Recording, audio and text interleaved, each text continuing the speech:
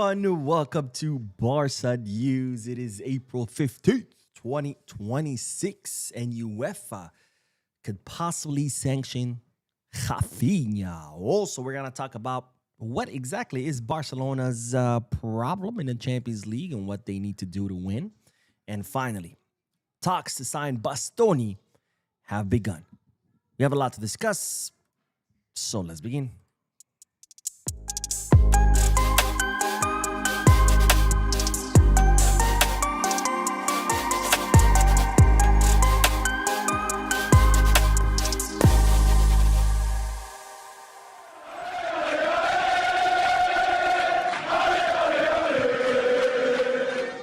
Hello everyone, welcome to the channel. My name is Mo. Sorry, I'm really excited to do the podcast.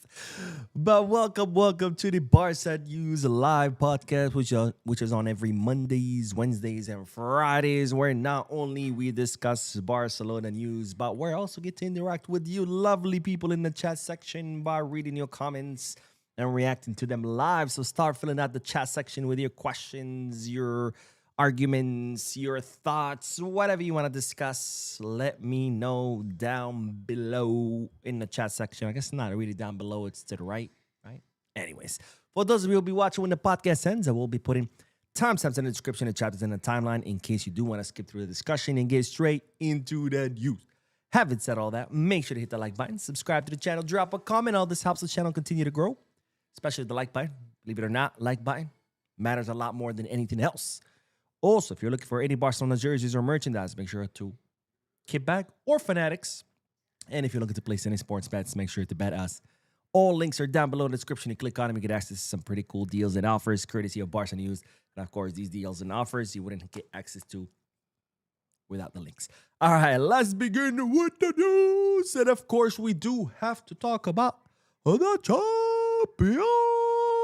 because, we got to talk. We got to look at it. I know we were eliminated, but nonetheless, we do have to talk about the Champions League because it's official. The quarterfinals are over. Yesterday, of course, Barcelona lost to Atletico Madrid. Well, Barcelona won against Atletico Madrid 1-2, but the aggregate score was 3-2 with Atletico Madrid going through to the semifinals and Barcelona going home. Then we have PSG beating Liverpool 0-2. On aggregate is 0-4. So PSG are also going through to the semifinals with Liverpool, who have been exceptionally disappointing going home. And then today we had two more quarterfinals. Arsenal tying with Sporting CP on aggregate 1-0 in favor of Arsenal, with Arsenal going through to the semifinals and Sporting CP going home. By the way, Arsenal struggling with Sporting CP, it's next level crazy because no disrespect to Sporting CP, but Arsenal should be able to handle Sporting CP. Okay. Again, not taking anything away from Sporting CP, but with all the money that Arsenal has, with all the firepower that they have, they shouldn't be going through on 1-0 aggregate. Not to mention they've already bottled the 2 trophies, and it looks like they could end up bottling the Premier League. But what is happening with Arsenal? I mean, as I said during the last podcast, I think Arsenal are in the wrong business. I don't think they should be a football club. Instead, they should be a bottling service because that's what they do. They're really good at bottling things up. Same with Dortmund in Germany, of course. Same with, hopefully, Atletico Madrid. Atletico Madrid have always been bottlings, but we'll see what happens this season. And then, of course, the match of the day, because I watched it. What a match, ladies and gentlemen. And I don't say that because Real penalties were exposed once again, but I say that because it was an incredibly entertaining match. Bayern Munich defeating Real Madrid 4-3 at the Allianz Arena, 6-4 on aggregate. 5 goals in the first half, ladies and gentlemen. Real Madrid start with a goal. Bayern tie. Real Madrid another goal. Bayern tie. Real Madrid scored a third goal. 5 goals, ladies and gentlemen, in the first half. And then in the second half, Real Madrid get a red card. Camavinga getting 2 yellows. Gets shown a red card. And then within 3 minutes, I think Bayern scored 2 goals, make it 4-3 or 6-4 on aggregate.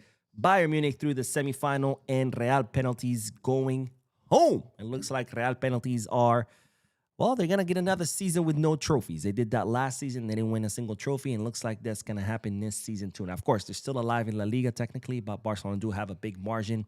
So hopefully Barcelona will, of course, finalize this and take La Liga home. But what a match. By the way, if you haven't seen the match or you haven't seen the highlights, do yourself a favor. Go watch the highlight because Luis Diaz scoring that third goal, making it 3-3. One hell of a goal. But Michael Olise, ladies and gentlemen, he scored the fourth goal for Bayern. What a goal. Go and see it. By the way, what a horrendous match by Neuer. He did an incredible match in Madrid, saving Bayern Munich. Today, gave away 2 goals. The first goal, he passes it to Arda Güler. Arda Güler just shoots the ball, and the goal is wide open goal. The second one, free kick by Arda Güler. I don't know what the hell Neuer does. He gets to the ball, but then he goes in with the ball and everything into the net. I don't know what the hell is going on Neuer. I don't know if Florentino Perez called him up and it was like, yo, I'll give you some money if you throw away this game. I don't know. I don't know if he's going to get paid even though he gave up two goals. I don't know if the payment was contingent on Bayern losing the match. I don't know. But what a horrendous match by Neuer. But anyways, Bayern Munich are through. Real penalties are going home after they spent all of yesterday laughing at us for going home. Well, they're going home empty-handed because Barcelona are on track to win 2 trophies this season, 3 last season, and Real penalties are on track to finish yet another season trophyless, 2 in a row. Now, of course, this sets up an incredible semifinal, ladies and gentlemen, between PSG, Bayern Munich. This is the real final right here. PSG versus Bayern Munich. What a shame that these two are meeting in the semifinals because their other semifinal is Atleti versus Arsenal. 2 chokers. We'll see which one advances. But PSG versus Bayern. That should have been the final. It's unfortunate they're meeting in the semifinal. But the silver lining is, since they are meeting in the semifinal, we get 2 matches. Not just 1. 2 matches. So, hey, I'll take it. It's going to be 2 incredible legs. 2 incredible matches. We'll see who wins. And then, of course, we have Atleti Arsenal. No one gives a shit about that semifinal. But PSG Bayern, what a match it's going to be. Now, speaking of the semifinals, of the Champions League, we do have to talk about Raphinha because the Brazilian player could be suspended or could get sanctioned by UEFA for the following statements that he made after the match, after the Atletico Madrid match against Barcelona. Barcelona's loss, victory at the hands of Atletico Madrid, but elimination at the hands of Atletico Madrid. Because afterwards in the tunnel, he was interviewed by reporters, and Raphinha said it was a stolen match. The refereeing was full of problems. The decisions they made were unbelievable. Atletico Madrid committed I don't know how many fouls and weren't shown a single yellow card. I want to understand the fear of Barcelona going through. So Coutinho saying that this match was a robbery, that it was a stolen match, and that, of course, as you know, does violate UEFA rules, or maybe you didn't know it. More specifically, it violates Article 11. So Raphinha could find himself suspended. Now, how long he'll be suspended or if he will be suspended, we don't know yet. But we do have other incidents to compare it to. More recently, Neymar, he was suspended for 3 matches. It was later reduced to 2 matches by UEFA in 2019 for criticizing the refereeing after PSG were eliminated. So that's kind of like a comparable suspension, which honestly I think it would be an absolute disgrace, because what happened to freedom of speech, right? But anyways, we'll see whether UEFA sanction or not Coutinho. Hopefully not. Again, freedom of speech. It's not like he came out and said the ref is a piece of shit. Fuck him. He's just saying it's a stolen match. But unfortunately, that's just how football works. Now, having said that, even though I do think it would be unfair, not just for Raphinha, but for any player or any coach to get suspended for criticizing a ref, it's still the rules. And since it is the rule, I think Raphinha should have known better. I mean, he already jeopardized us once by forcing a friendly match, right? He had discomfort, insisted on playing with Brazil, even though nothing was on the line. He got injured for 5 weeks, so he already jeopardized, or I should say, he already inflicted damage on us, and now he goes and does this. I think this was pretty dumb. Again, I don't agree with it. I think players should be able to express themselves as long as they do it respectfully, as not they're not insulting the ref. I think it should be allowed, but nonetheless, it is the rule. You know what the rule is. Why are you getting yourself into trouble? Anyways, we'll see if UEFA acts upon this. Hopefully not. But just know that Raphinha could find himself suspended. Now, on to the next bit of news, because, ladies and gentlemen, Joan Laporta lost his shit yesterday after the referee blew the whistle. It's reported that Laporta was extremely mad at the referee in the match, and he got into an incredibly heated argument with the UEFA Deputy General Secretary of Football, Giorgio Marchetti. Said that Laporta saw him in the presidential box where he was sitting, and he started yelling at him. They got into a very heated argument. In fact, he even had to separate the two because Laporta was absolutely livid at what he saw on the field, especially since, of course, we also got robbed during the first leg of the quarterfinals. And later on, this is what Joan Laporta had to say about the whole thing. Congratulations to Atletico on reaching the semifinals, but that doesn't stop me from criticizing the refereeing and VAR in yesterday's match, which was a disgrace. What they have done to us is intolerable. In the first leg, they didn't award us a penalty.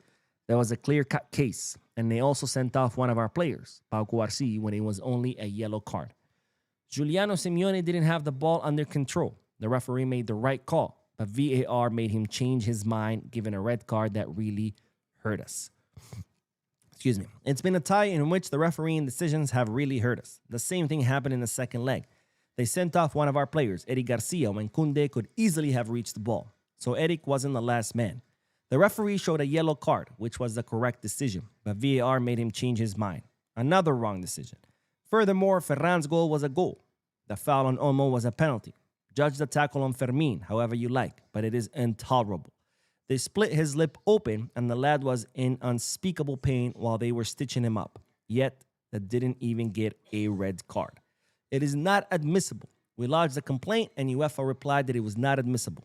We are now seeking an explanation as to why that complaint was not admissible. We will send another complaint because what is not admissible is what they did to us again yesterday. Decisions that have clearly disadvantaged us. So Joan Laporta incredibly mad about the refereeing decisions, saying that the Pau Cuarci red shouldn't have been a red, that the Eric Garcia shouldn't have been a red, that the push on Olmo should have been a penalty, that Ferran goal should have been a goal. I think this is where he was really completely off target. Ferran's goal was offside. Okay, when Gabi shoots the ball, Ferran is offside. Yes, it bounces off. What's his name? Lenglet. But that's not the rule. In order for Lenglet to I guess make Ferran onside, Lenglet needs to control the ball and then clear it. It has to be in his control for that not to count as an offside. But Lenglet dives to block the ball bounces off him and lands to Ferran, so that doesn't count. So per the rules, that's a clear offside. But anyways, and of course, talking about the Marc Pubil handball where the goalkeeper passes the ball to him and he stops it with his hand and restarts the play. That should have been a second yellow. He should have been expelled, and that should have been a clear penalty for Barcelona. There, 100%, no argument. And then, of course, Laporta saying that he wants to file another complaint. He did file a complaint after, or Barca filed a complaint after the first leg. It was ruled inadmissible by UEFA, and now Laporta wants to file another complaint. And here's my problem with that. I think we did get penalized by the referees in both matches. But to constantly complain about the ref, it's just not a good look. It makes us look like a crybaby club. Kind of like what Real Madrid does. Every time they lose, they have to blame the ref. They can never accept responsibility. I understand the complaint about Marc Pobil's red. Absolutely 100%. Yes, that's clear as day. The guy stops the ball with his hand in the penalty area. That should have been a second yellow. That should have been a penalty. But the other ones, Ferran's offside, it is an offside. Clear as day. Almost penalty, that could go either way. Cuarci's red card, that could go either way. Eddie Garcia's red card, that could go either way. These are the kind of calls that every team deals with. Calls that could go either way. They're always going to jeopardize one club and benefit the other. It happens. So I just don't think the right thing should be to constantly file complaints. The Marc Pobil one, yes, because that one is clear as fucking day. How did the ref miss it? How did 3 other refs on the field miss it? How did the VAR miss it? I still don't understand. But the other ones, are there just controversial calls that could have gone either way? I don't know. You guys let me know. Do you think Barcelona should file a second complaint? Let me know in the chat section or in the comment section if you're watching this while it ends. And now let's do the comments, and then we'll talk about what Barcelona need to do to win. It's going to be an important topic, so stay around. Stay around. All right, let's start with the comments. And then we do have a... You ready for this? You ready for this? Let's fucking go! Thank you so much, Shane, for your incredible generosity. As always, supported this channel. But Shin says, you came on in the middle of me watching salty-teared Madrid fans capitulating over their loss today. Seeing Madrid get knocked out makes yesterday just a tiny bit better to accept. No season trophies. Clap, clap, clap. It does help. It does help. Which, by the way, this is interesting because the media, mainstream media, they love to talk about Barcelona conceding goals, right? Yesterday, Barcelona scored 2 goals. They concede to Atletico, and that's all everybody could talk about. Oh, Barcelona's high line. Oh, Barcelona conceding goals. Oh, Barcelona cannot win any major tournaments with that high line because look at them conceding goals. Now, what I'm waiting for is the media going to talk about Madrid conceding 6. Because we conceded 3 over both legs. Madrid conceded double. So if our problem is conceding because of our high line, then what is Madrid's problem? Because they conceded the double amount of goals. Let's wait and see. I'm definitely going to be curious to see what the media comes up with, because apparently whenever Barcelona concedes, it's a huge problem. But when other teams concede, it's part of the sport. I mean, 6 goals, it's part of the sport, right? We'll see. But yeah, what a match, by the way. What a match. In fact, I'm going to drink to Real Madrid conceding 6 and going home. And it's funny because they made fun of us so much yesterday, only to get knocked out today. And they made fun of our red card so much yesterday, and then they get a red card in an incredibly stupid way, by the way. And pretty much Camavinga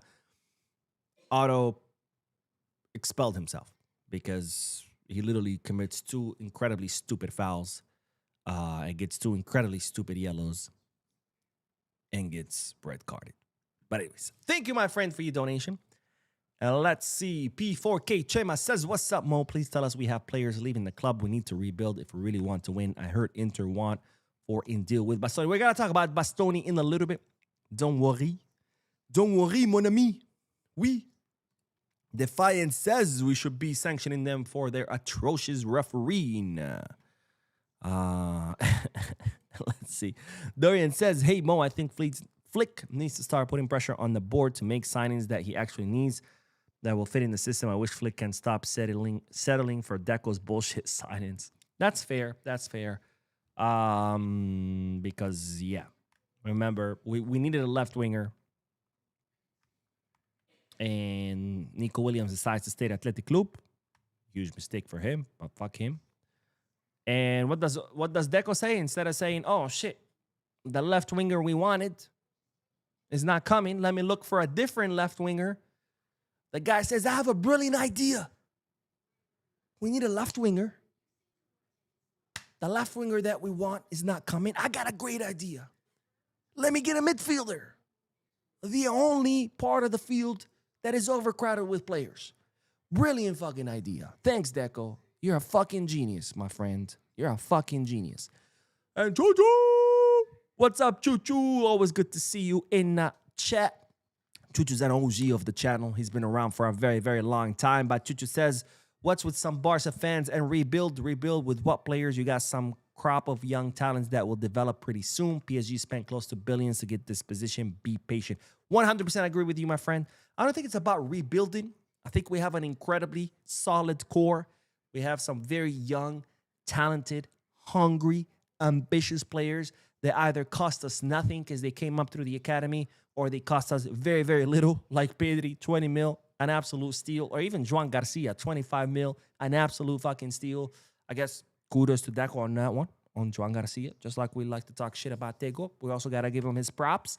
Mad props for the Joan Garcia signing. But anyways, that's neither here nor there. We do have a really solid core of young, talented, hungry players. What we need to do is build upon it. Not rebuild, build upon. And that means trimming the fat. Ferran, Olmo, Lewy, I love you, but it's time to go. Rashford, I will drop him off myself in Manchester, and then bring in solid signings that can complement the core that we have, right? Pedri, Gavi, Lamine, Kouarsi, Eric Garcia, even Gerard Martin, man. Even Gerard Martin. Not that he's like world class or anything, but he's been solid, bro. So that's what we need to do. So it's not about rebuilding. It's more like reinforcing. But yes, good point, my friend.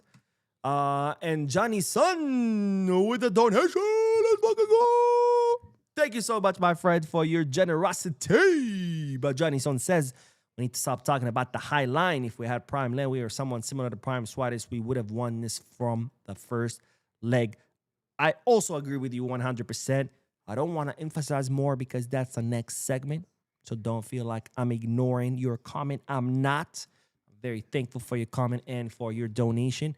But I am talking about, but I'm going to talk about that in the next segment because there's been, a lot of talks about, oh, what's the problem with Barca? What does Barca need? Highline this, highline that.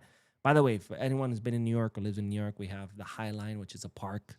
Used to be an old railroad that used to transport people from downtown to midtown. They turned it into a park. So I don't know if that's what the fascination is. If people who always talk about the High Line, they just love the High Line Park, and that's what they're always talking about. I don't fucking know, but I'm tired of hearing the word High Line. It's actually made me hate the park because I constantly hear about the High Line. But Dorian says one thing that is going to make me sad. No, bro, don't be sad. Don't be sad. Is that Lamine Ballon d'Or season might come to an end just because he didn't win the Champions League, which I think is stupid. Hopefully he wins the World Cup. Yeah, I agree with you. I think it's this whole, and this only started like in the last few years, maybe in the last 10, where somehow, some way, the player who wins the Champions League has to have had win the the player that wins the Ballon d'Or has to have won the Champions League. And I'm like, that's fucking retarded. It's like Dembele, right? Dembele literally ghosted the entire first half of the season, shows up the second half of the season, and because he won the Champions League, all of a sudden, he deserves the Ballon d'Or. And it's like, bro, what about Raphinha? What about Lamine? They showed up the entire fucking season. No? Does consistency not matter in the fucking Ballon d'Or? I guess not. Well, fuck me then. Zaidi says, hey, Mo, I really think we need to buy a solid center back like Bastoni or Van de Ven. We'll talk about that in a little bit. Don't worry. And Mike says set to go out yesterday, but this group is almost there. A couple additions in key areas, and we will win a Champions League soon. Amen, my friend. Again, we just need to build upon what we already have, which is incredibly, incredibly solid. Now, speaking of the Champions League, let's move on to the next bit of news, because now with Barcelona having gotten eliminated at the hands of Atletico Madrid, there's been a lot of talks about what exactly went wrong and what Barcelona need to do if they hope to win Champions League in the future. So let's discuss it, because I see a lot of people repeating, or maybe not repeating, but saying the same thing as Thierry Henry, or at least close. Because a lot of people are blaming what? The highline, right? It's people's favorite excuse. Highline. That's the problem. There's people who are saying that with the highline, it's impossible for Barcelona to win any major title. And my question to you is, if that's the case, what the fuck is La Liga? Is La Liga not a major title? Because I thought it was. But anyways, that's neither here nor there. Now, these are the statements of the French legend Thierry Henry, who said the following in regards to what Barcelona needs to win the champions. Thierry Henry said this Barca desperately needs top-level defenders. We can talk about the referee all night, but we also have to do self-criticism. And here, there are many things to improve, and they must do it. If nothing changes in the next 10 years, we will continue to see the same thing, and it's a shame. Playing with a defensive line forward in these big European games with this type of defensive approach, everything is complicated. I've been saying it for 2 years. This Barca offers opportunities to the opponent even when they dominate, and so it's very difficult to get through the knockout rounds. We can't aspire to stay at this level without first-class stability. I'm sorry, but this team desperately needs elite center backs next season. If you don't have the stamina or agility to cover the space, you're exposing yourself to a real nightmare. This is not just a bad night.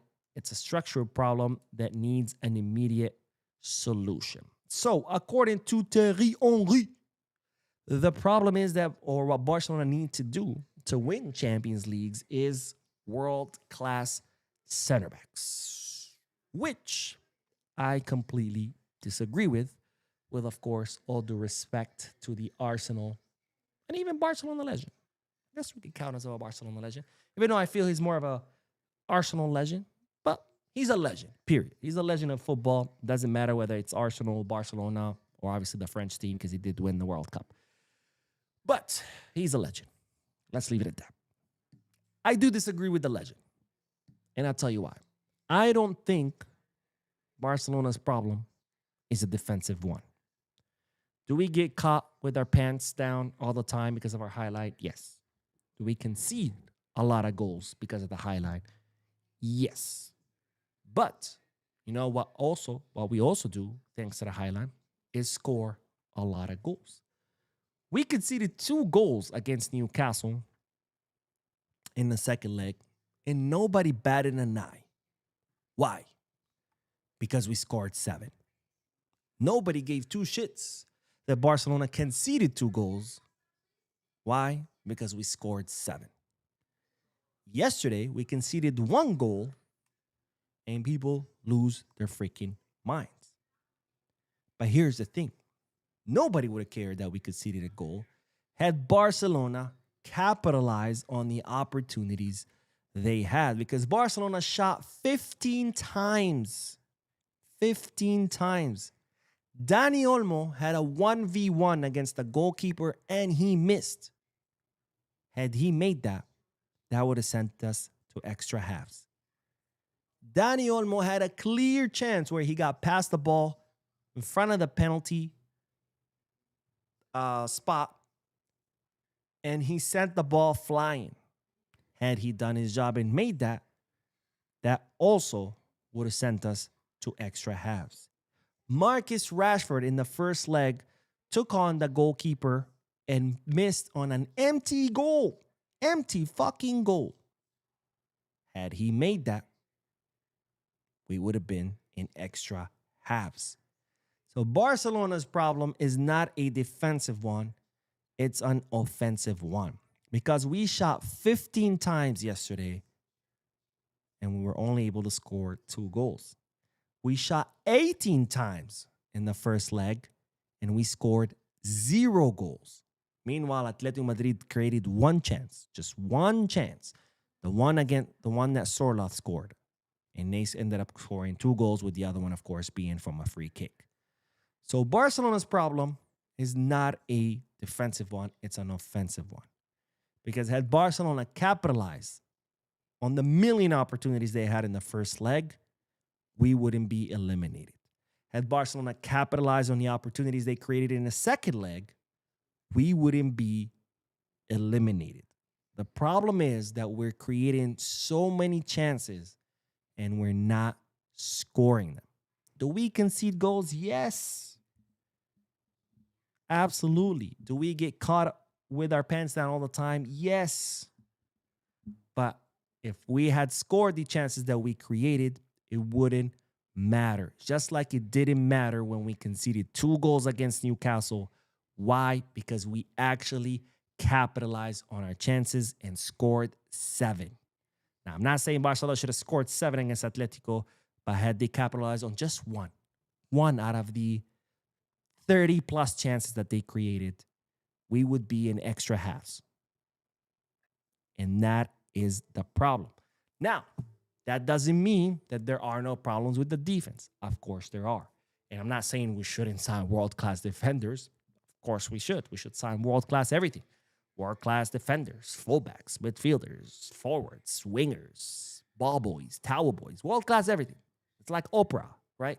You get a world-class. You get a world-class. Everybody gets a world-class. Like that.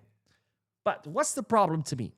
And by the way, I said this yesterday during the post-match live analysis.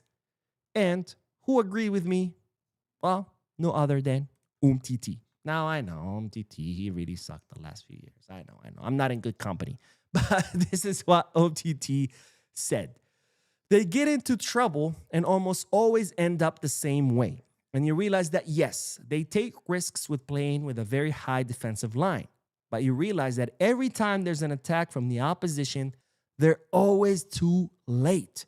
And every delay costs them dearly and ends with a red card. That can't be. So Umtiti saying it's not that Barcelona need world-class defenders. It's that the problem that our current defenders react late. And that's exactly what the problem is with our highline. It's not the highline itself.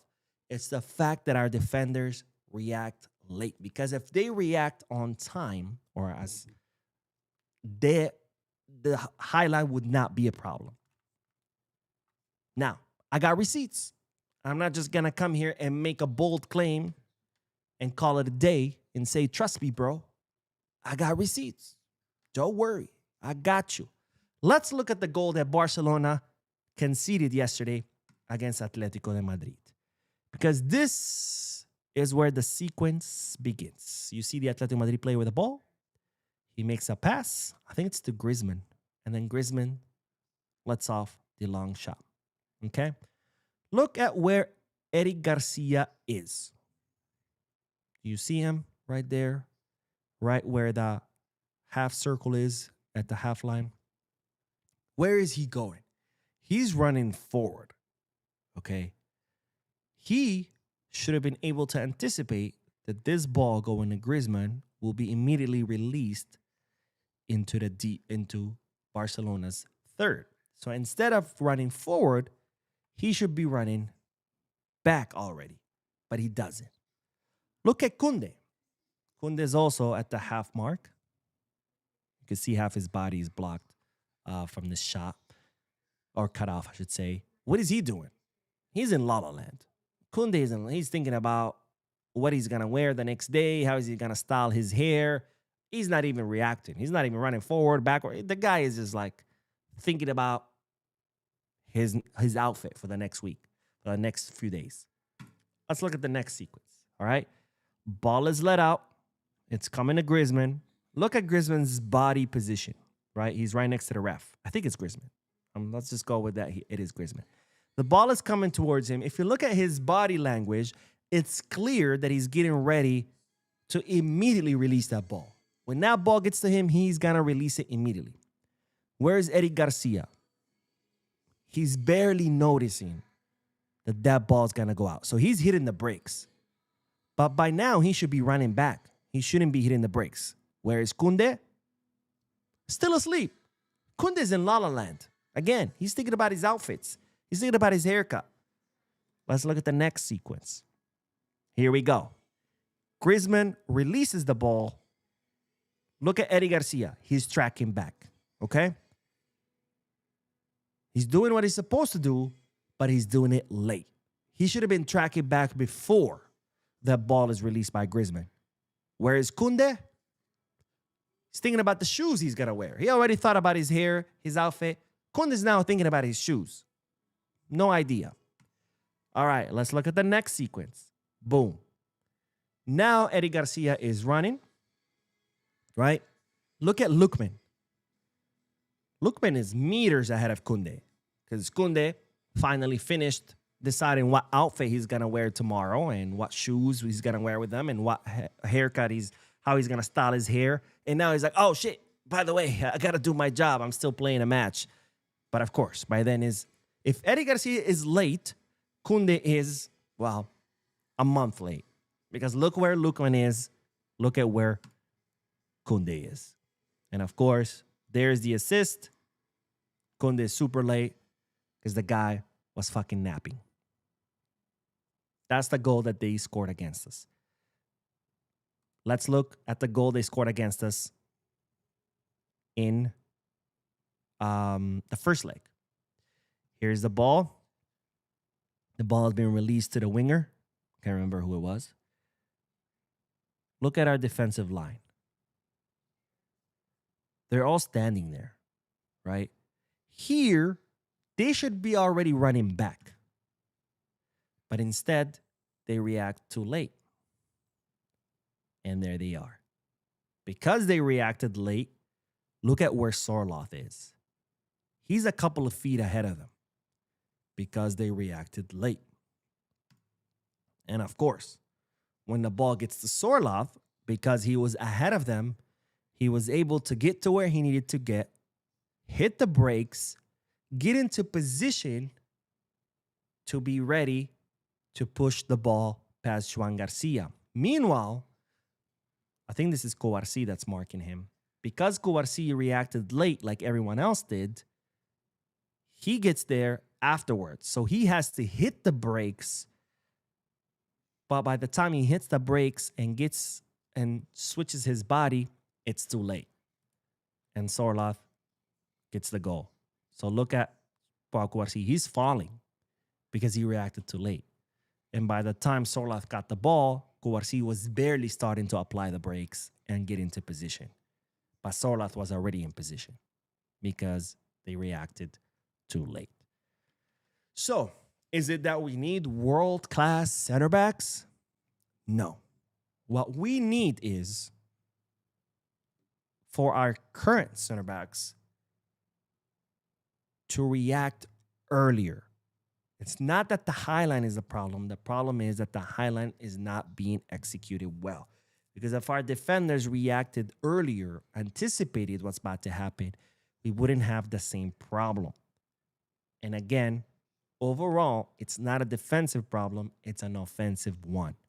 You cannot shoot 18 times and score 0 goals and then follow it up with another 15 shots and only score 2. That is 33 shots and only 2 goals. That is not enough. So it's an offensive problem, not a defensive one. Even though our defense does need to be improved, not by signing world-class defenders, even though that would help, I'm sure. It's by our current defenders reacting on time, anticipating what's about to happen. And why do we have an offensive problem? Well, that's where we really need the world-class players, because when you have players like Ferran, like Olmo, like Rashford, well, you see what happens. Now, don't get me wrong. I'm not saying we shouldn't sign world-class defenders, of course. I think Koundé should be sold and we should sign a world-class right back. Bastoni is a world-class defender. It will be a great addition to the team. But just to chuck off the whole problem to, oh, they just need world-class defenders. Like if we sign world-class defender, the whole thing is over. No. Because even with world-class defenders, Rashford would have still missed that empty goal, the empty net goal. With world-class defenders, Olmo would have still missed that 1v1. With world-class defenders, Olmo would have still missed that shot, that pass in the box that he sent flying. With world-class defenders, Rashford would have still missed the million shot time chances that he had. Ferran would have still missed all the million chances that he's had in the last 3 months with world-class defenders. World-class defenders are not going to score the millions of chances that we have wasted. Can they have prevented some of the goals that we got scored on? Yes. But overall, our problem is that we are not taking advantage of the millions of chances that we create. And that's because we have mediocre players like Ferran, like Rashford, like Olmo. Anyways, that is all. Let's do more comments, and then we're going to talk about a world-class defender, Bastoni. I'm going to take another sip of wine because fuck it. Part of it is celebration that Real penalties are out, and the other part is to drown my sorrow because we're also out. All right, let's see. Cherno Beecham says, hi, Mo. Hard luck to all Barca. Although we are knocked out, but we can walk with our heads held high. Next season, we need world-class center defenders to be able to defend our goals. I think I answered that already. What do you guys think? Anyways, Pisca Michael says, for me, the players look nervous. For me, I'll stick with my opinion that we still need a striker with hopefully Ferran and Lewy leaving this summer. Veteran CB must be a free agent / low cost. We definitely need a 9. We definitely need a 9. Mike Valencia says, Lucho and Lookman in the semis crazy that they were summer transfer targets. Yeah. I got to say this, though. I'm still not sold on Lucho. One hell of a goal today. A little bit of deflection there. But nonetheless, one hell of a goal. But I'm still not sold. 75 million for him. I think I would have signed him for 30, maybe 40. 75, I think it's an overspend.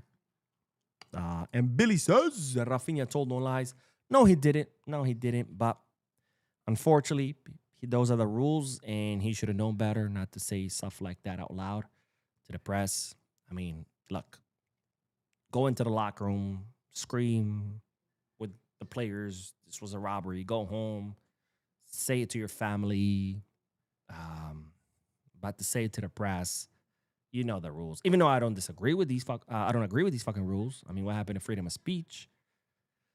I think players should be allowed to express themselves as long as they do it in a respectful way, which Raphinha did, right? Raphinha did not come out and said, you know, that French piece of shit, fuck him, he's a fucking trash. Like, he didn't say any of that, right? He just said this was a stolen match.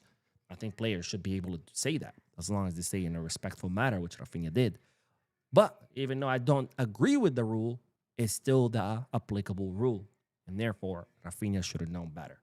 Now, if the rule changes, then yeah, by all means, say it.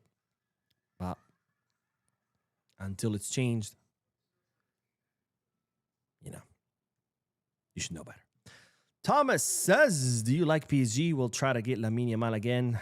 700 millions. No, I don't think so. I think PSG, they didn't try. They knew kind of like they floated the idea. Barcelona shut it down. So I think they know he's not for sale.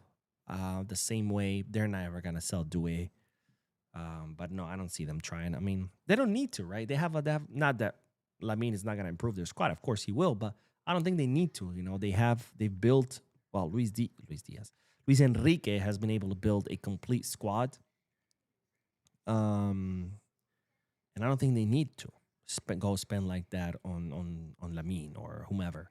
Even though, of course, I'm not saying Lamine is not going to make their squad better. Of course, can you imagine Lamine on the right, Doué on the left?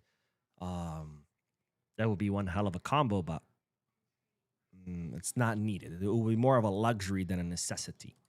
And JBJ says, what do you expect, Mo, when they have been cheating us for 6 years now, and I don't believe that Kouarsi and Eric are supposed to be 50-50. Simeone was the one who extended his leg backwards. Again, we could go back and forth, but it could have gone either way. I think the Marc Pubil one, obviously, is as clear as day. I mean, there's no argument there. The other ones, you can argue both. You know, the Dani Olmo push, the red cards, you know, those can be argued either way. But the Marc Pubil one, I mean, there's no argument there. Guys fucking grabs it with his hand. I mean, but anyways, Ayo Chill Clip says we need defenders that can identify when players are doing inside runs to cross the offside trap. Yeah, yeah, that's exactly what we need. We need our defenders to react earlier, but that will come. But to say somehow that our only problem and all our problems going to be solved by signing world class defenders, it's just incorrect. It's just not accurate. Not to mention, it's an insult to people like Pau Cubarsí and to Eric Garcia and Gerard Martin, who've been doing a wonderful job. But anyways, what do I know? Saj says, "Hey Mo, going to the doctor for donating blood. That's why I'm lucky to catch you up live in the first hour." Well, that's awesome, my friend. Thank you for donating blood. It's very important. I'm sure it's gonna save a lot of lives. So thank you for doing that. Oh, and we have a donation. Let's fucking go. Thank you so much, Ray Ramos, for your generosity. And Ray Ramos says, watching Real Madrid versus Bayern while taking a sip of my Lagavulin Scotch was a good way to end my day. I do hate that sport analysis always talks about Barca Highline, but not Bayern's or PSG's Highline. Very true. Very true. I mean, today, Bayern Munich's Highline conceded 3 goals. Well, I guess 2, because one of them was from a free kick. They also, and nobody's batting an eye. Why? Because Bayern scored 4. And that's the same thing with Barca. Nobody batted an eye when we conceded 2 against Newcastle because we scored 7. But I guess Atletico, we conceded 1 or 3 overall. And why do people care? Because we didn't outscore them. You know, it's like the Highline. Everybody loves the Highline when it's scoring, when it's creating, when it's making us score goals. But the moment we concede, all of a sudden, it's a fucking problem. It's like, yo, you can't have it both ways. You know, the Highline is what gives us the goals. Yeah, it causes us to concede, but it also is what gives us the millions of goals that we score. Now, what do you prefer? Parking the bus? Because guess what? We're not going to concede as much, but we're also not going to score as much. So you pick your poison. I prefer a Highline where we see a lot more goals and entertainment than some boring-ass El Cholo Simeone fucking disgusting football, where it's just like park the bus and send long passes. But anyways. Let's see. Let's do a couple more comments and then we'll do Bastoni. And Klaus says, Kunde is all about fashion. Yeah. As that he was thinking about his outfit. That's why he was so late to that goal. Kunde should go, man. Fuck Kunde. Tired of his ass. I was like, you know what? I was being patient. You know, this whole season has been shit. But I was being patient. I was like, you know what? Kunde gave us really good seasons. He's having a bad time. You know, it's okay. I'll give him time. At this point, I think the guy is just done. So I think he's just not hungry anymore for success or for winning. I think it's just time to say bye. Zach Urban says Titi wants to be coach. Seems like he understands ball. Oh, I didn't know that. I didn't know he wanted to be coach. That's awesome. Sundar says, hi Mo, if we need clinical striker and world-class CB, at least we need 180 million. Is that possible? Barcelona's budget, I think it's 150 for this summer. If we sign a CB, let's say for 50, that leaves 100 for a striker. But then it's like, what do you do about the left wing, man? We need a left winger. And it can't be Rashford. God, it can't be Rashford. Please, God, it can't be Rashford. Anyways, let's move on to the next bit of the news because we do have to talk about Bastoni, the man of the hour, because, of course, we are going to be talking about him for quite some time because, as you know, he is Barcelona's #1 priority to reinforce the center back position come this summer transfer market. Now, Bastoni had previously given the green light to his agent to negotiate with Barcelona because he's open to coming to the club. Inter Milan had given him and Barcelona the green light to negotiate because if you don't know, you're not supposed to negotiate with players if they have contracts unless they're in the final 6 months of their contract. This is why Lewy was able to meet with Chicago Fire from the MLS because he's in the last 6 months of his contract. But anyways, that's why also we got Atletico Madrid wanted to sue us, and then we had to pay them a fee, I think 10 million to settle because we were negotiating with Griezmann while he had a contract. But anyways, that's neither here nor there. Bastoni has received the green light from Inter Milan, so we can negotiate with Barca. Barca can negotiate with him without us facing any lawsuits or what's called or sanctions. Now, news started swirling after the whole Italy getting eliminated, or not eliminated, not qualifying to the World Cup because he received a red card. He received a lot of hate. Then in the next match with Inter Milan, the fans gave him a standing ovation, kind of like in support for him. The club came out in his defense, and they were saying that Bastoni was considering now staying at Inter Milan because he had felt the love and support, and that the whole thing had fallen through. Well, that wasn't true, because now it's been reported that Barcelona have actually began talks with Inter Milan to figure out the structure of this transfer. Now, these are not formal negotiations. This is Barcelona just reaching out to Inter Milan saying, hey, we want Bastoni. How much are you going to want? Can we offer this? Can we offer that? What's acceptable to you? What's a big no to you? You know, these are talks between both to try to figure out what the structure of the deal could be. Now, once again, reports stating that Bastoni is open to come to Barcelona. So that is not a problem. This is why Barcelona are talking with Inter Milan. Because if Bastoni was not open to coming to Barca, why would you even talk to Inter Milan? You're wasting your time. But that's not the case. Bastoni wants to come to Barca, and that's why Barca have initiated talks with Inter Milan. And they're talking about the possibility of a cash plus player deal. In other words, pay Inter Milan some cash and then give them one of our players in exchange for Bastoni. Now, what players can it be? Well, it seems that Inter Milan are big fans of Héctor Fort, who's currently on loan with Elche, who has a contract with Barcelona until 2029. So he could be key in these talks. Now, Barcelona are still in talks. We'll see what comes out of these talks. But just know that right now the idea of player plus cash is being floated in exchange for Bastoni, with possibly that player being Héctor Fort. But just know that Bastoni is open to coming to Barca, so that's not an obstacle. The obstacle is figuring out what Inter Milan are willing to accept in exchange for the Italian center back. All right, let's get back to the comment section, and then we are going to talk about another defender in a little bit. But let's do a few more comments. Tai Woo says, Mo, in my humble opinion, the injury to Fermin following the contact with Athletic keeper is a foul and a penalty, pure and simple. I don't think it was.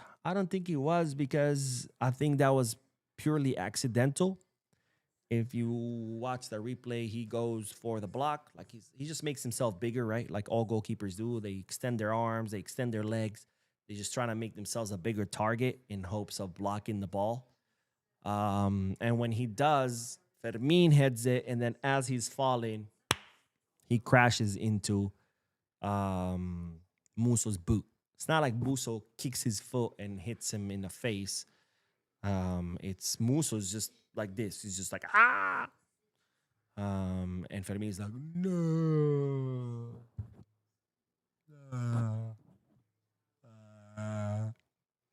So yeah, that's why I don't think it's a foul at all.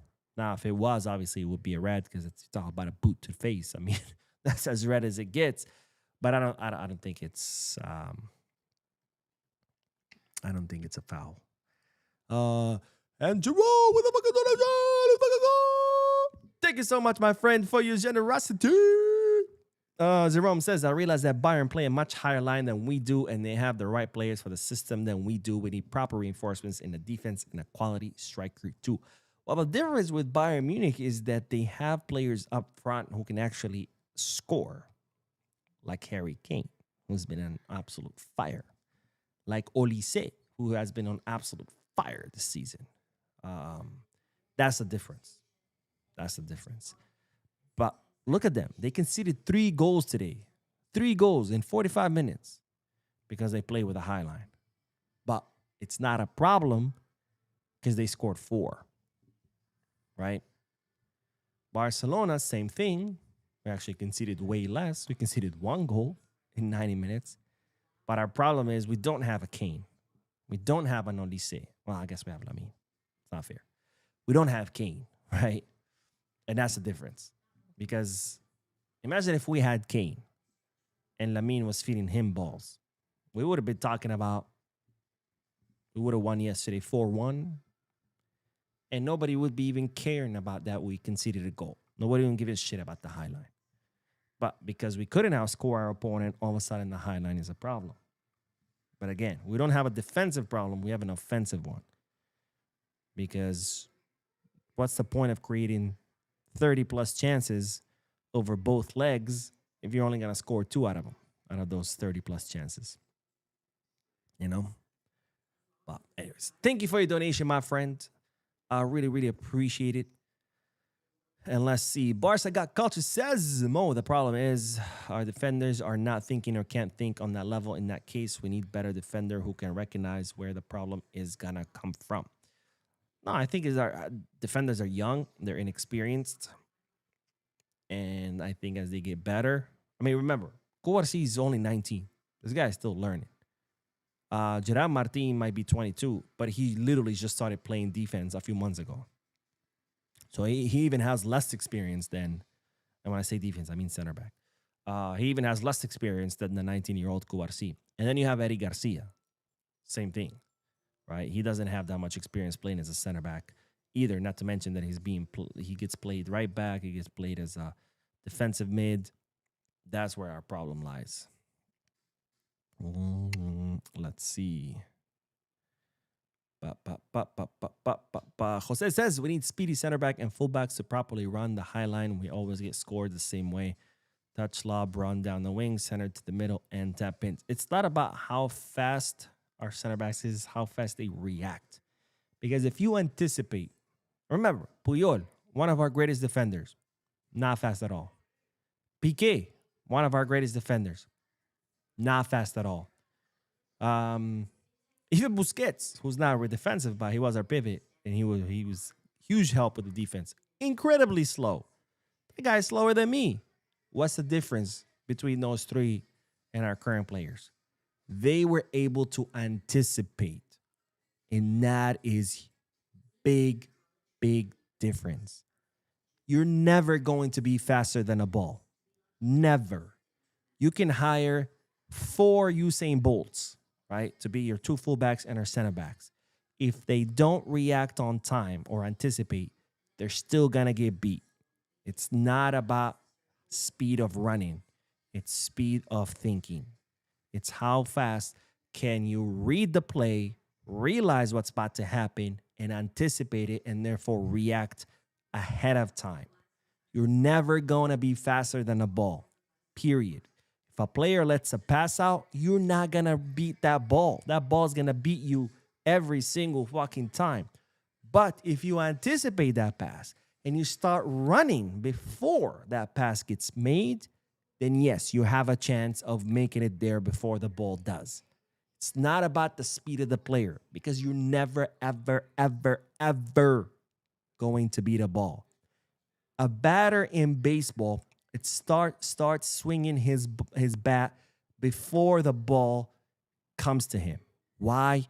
Because you're never going to swing faster than a ball being pitched at you. Never, ever, ever, ever. Physics, period. So it's not about the speed of our center backs. It's the speed of their reaction and how well can they anticipate and how fast they can start reacting before that ball gets released by the passer. That's the key, my friend. Anyways, let's do the last bit of news. And then we are going to talk about more comments because there's no more news. But let's talk about Marcos Senesi, another defender that Barcelona had on their list for this summer transfer market. And of course, Bastoni has always been the number one option. But of course, you can't just select one guy on the list. You have to have backups in case that one guy they really want doesn't work out. Because a lot of things can go wrong in negotiations, right? The player might say, F you, I don't want to go to your club. Maybe his club says, F you, I don't want to sell you the player. Or maybe they both agree, but the player wants too much in salary, or maybe his club wants too much in transfer fee. There's a lot of things that can go wrong. So you can't just select one guy and say, I'm going after that. You have to have several players on your list. So if the first one fails, you go to the second one fails, you go to the third, etc., etc., etc. Well, one of the players that was on Barcelona's list for this summer transfer market is the Argentine Marcos Senesi, whose contract will expire at the end of the season, meaning he will become a free agent. So not only is he an option given his experience, he's an international with Argentina. He's a starter with, is it Bournemouth? I think it's Bournemouth. Or am I tripping? Anyways, I don't care. But he would also be free. Well, free, quote unquote free, because even when you don't pay transfer fee, you still have to pay signing bonus. Anyways, Senesi, who was on Barcelona's list, is not going to happen. Why? Because Senesi has made it through his agent clear to any clubs interested in him that his number one priority is to stay in the Premier League. Senesi believes that the Premier League is the best league in the world. He's not wrong. And as such, he wants to stay in the Premier. So that, of course, rules out him coming to Barcelona. Because I don't know if you know this, Barcelona don't play in the Premier. Anyways. So Marcos Senesi, ladies and gentlemen, I know a lot of you liked him. I know a lot of you wanted him to come to Barca, but it doesn't look like it's going to happen because he wants to stay in the Premier. And of course, I don't blame him. Much better competition, much better refereeing, much better salary. Well, not even salary, just more money in general. But anyways, so that is all, ladies and gentlemen, for the news. Let's do some comments and then we will end this. Let's see. JB says we need to free up at least 25 to 30 mil in wages to capitalize at 150 mil, 60 for a CB, 50 for a deadly left winger, 30 mil for Aslani, and 10 mil for. You're being highly ambitious, my friend. You're being highly, highly ambitious. I don't know if 4 signings are possible.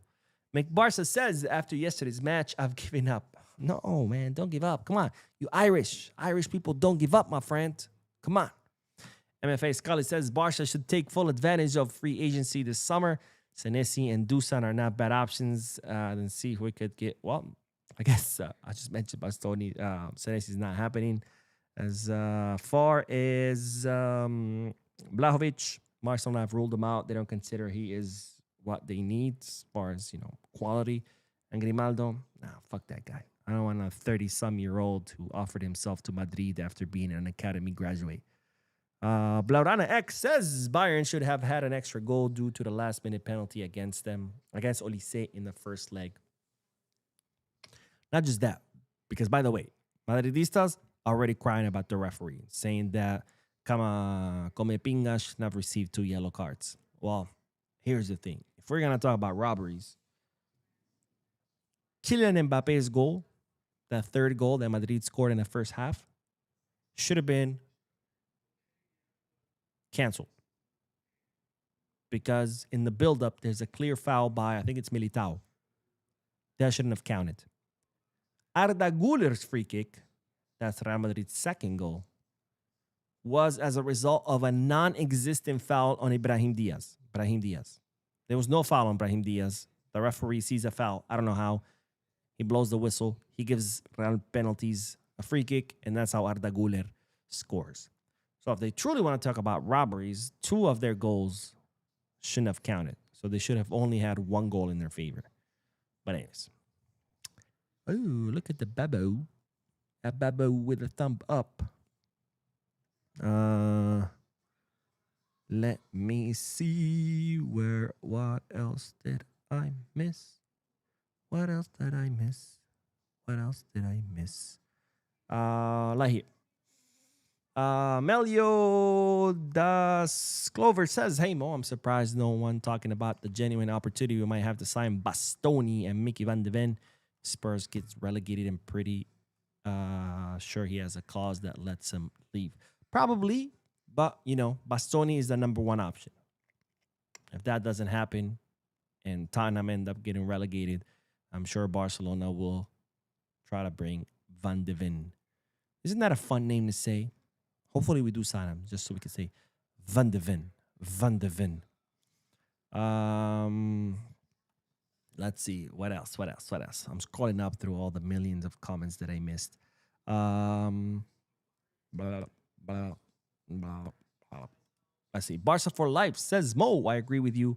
We need competent finisher with all the respect to Lewy, but he's done. Ferran is not Barca level. Rashford is not Barca level. That is why our defense struggles. I agree with you, my friend. Again, I love Lewy, but it's time to bid him adieu. Adieu to you and you and you and you. You know, one time, I'm going to tell you this little anecdote. I follow Barca's page, obviously, on Instagram. And I can't remember what the post was about, but I always look at the comments, right? And I think they were talking about, I can't remember if it was Lewy. I think it was Lewy. But someone commented or replied to someone else who was, saying Lewy was too old now. And the guy said, age is nothing but a number. And I was like, no, it's not, you dumb fuck. Especially not in sports. Like, what do you mean? Age is nothing but a number. Like, how stupid can you fucking be? Age is nothing but a number. Okay, then why isn't, Rivaldo still playing? And he's in his 50s. If apparently age is nothing but a number, right? It's like, man, people say the dumbest fucking shit. Like, I know social media was supposed to bring people together, but I feel all it did was expose the stupidity of other people. Age is nothing but a number. Okay, first of all, that's not true, period. Okay? I don't feel the same as I did 10 years ago when I was in my 20s in everything, in my recovery. When I go work out, I'm sore for a lot longer than I used to be. Before, when I used to play football, I wouldn't even warm up. I would just jump into the field and be perfectly fine. If I don't warm up now, I'm pulling every single muscle in my body, okay? Not to mention that my recovery time is way longer than it used to be. So thinking age is nothing but a number, absolute fucking bullshit. And more so, a million times more so when it comes to sports, okay? Because if it wasn't, we would be seeing players in their 50s and 60s still playing professional football. But we don't, because age is not but a number. Jesus Christ, man. There's some really fucking retarded people out there. But anyways. Jolon says, you're delusional for thinking we don't need elite defenders. Well, apparently I said that. Do me a favor. Once this is done, because you can't, you can rewind right now. Tell me, please, give me the exact minute and second when I fucking said that we don't need elite defenders. For fuck's sake. I was just talking about people not being all there when it comes to rationalizing. When the fuck did I say that? Or maybe you know that I didn't say that, but of course, it's a lot easier to make shit up just so you can argue against this made-up fucking statement. Lord, give me patience, please. Please. Anyways, Lorenzo says, if you look at football, PSG and Bayern are also playing the high line. They just have better defenders. It's not that they have better defenders. They're better at capitalizing the chances that they got. Again, Bayern today conceded 3 goals. 3 goals in 45 minutes. We conceded 3 over 180 minutes. Overall, Bayern conceded 4 goals over the both legs. We conceded 3. What's the difference? They were able to score 6. We were only able to score 2. So it's not that they have better defenders. They have better attackers. They have Kane, who can put up crazy numbers. That's the difference. When you're starting with Ferran Torres in the Champions League versus Bayern Munich starting with Kane in that position, that's a big fucking difference. Remember, Bayern conceded 4. They conceded more than us. So you can't really make the argument that they have better defenders if they conceded more. The difference is they scored more. because they have better attackers. If we had better attackers and we had scored more, no one would even give a fuck that we conceded 3. The same way nobody batted an eye when we conceded 2 against Newcastle. Why? Because we scored 7. That is the difference, my friend. That is the difference. Bardinho says, sell Olmo, Torres, full stop. Amen, my friend. Amen. And let's do the last comment before ending this. But Ogbonya says, Osimhen is the only available elite striker in the market currently that can give Barca what we need. I don't know why people keep saying that. I don't think he is available. Because, what's his name? Galatasaray are not really placing him on the market. And if they are to sell him, they're going to want a lot of money. This is no different than saying Julian is available. He's not. Atletico are not looking to sell him. So if you want to sign him, you're going to have to spend a lot of money. But anyways, that is all, ladies and gentlemen. Oh my God, we're an hour, 10 minutes. That's a lot. That's a lot. Thank you guys for putting up with my yapping for the next, for these past hour and 10 minutes. That's 70 minutes. That's almost a football match. But anyways, thank you guys so much for your donations and for your comments. Don't forget to hit the like button. It really, really helps the channel. You know, it prompts the algorithm to promote the channel for people who never seen it. Don't forget to subscribe if you haven't yet, so you don't miss any Barca news. And of course, if you're watching this when it ends, drop a comment down below. Let me know, what do you think about all the news that I share with you? And that's all I got for you. Anyways, thank you guys for tuning in. And as always, now and forever, Peace, Barca.